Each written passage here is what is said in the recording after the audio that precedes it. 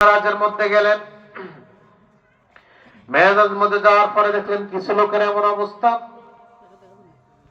ওই লোকগুলোর হাতের আঙ্গুলের যে নখগুলো এটা হলো তামার দিয়ে তৈরি, নিজের মুখের মধ্যে খামসি মেরে মেরে গোশতগুলোকে আলাদা করে ফেলছে, রক্তাক্ত হয়ে যাচ্ছে।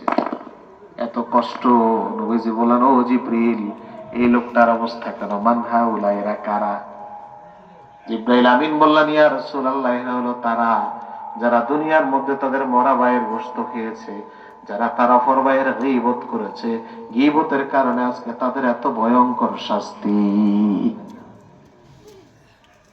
এটা দোকানে বসে কার বিরুদ্ধে বলবো? জোরে বলেন। বলবো? বলেন। বলা যাবে না। আমার ভাইয়েরা, আপনি রাষ্ট্র পরিচালনা করবেন, সেখানেও যদি আল্লাহর কোরআনের নিয়ম অনুযায়ী রাষ্ট্র চালাইতে পারেন, আপনি রাষ্ট্রের এমপি হবেন, মন্ত্রী হবেন, এটাকে ইবাদত বানিয়ে দিবেন কে?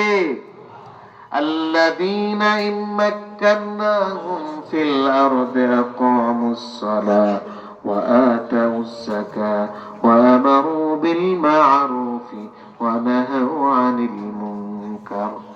রব্বুল আলামিন বলেন, তোমাদের মধ্যে যারা মুসলিম দেশের শাসক হবে, মুসলমানদের মধ্যে নেতৃত্ব দিবেন, তাদের 4টা গুণ। জোরে বলেন, কয়টা গুণ?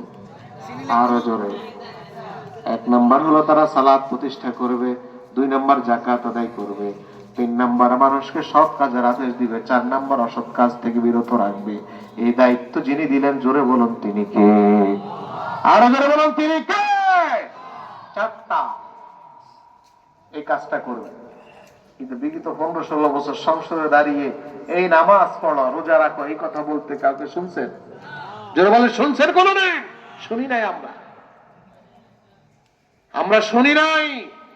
আমাদের যুবকরা ওই সংসদকে ধুয়ে পরিষ্কার করেছে। আমরা আগামী দিনে দেখতে চাই যারা সংসদে দাঁড়িয়ে আল্লাহর কোরআনের কথা বলবে, ঠিক কিনা? এরকম দেখতে চান কে? চান না? কোরআনের কথা বলবো আমরা।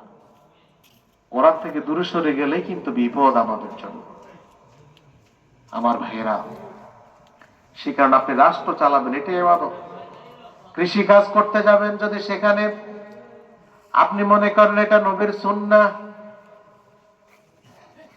আপনি জমি ধান চাষ করতে গিয়ে, আল কাটতে গিয়ে কারো জমি দখল করবেন না, কারো সম্পদ নষ্ট করবেন না। আপনি যতক্ষণ কৃষি কাজ করবেন, এটাকেও যদি নেক আমল বানিয়ে দিবেন, তিনি কে?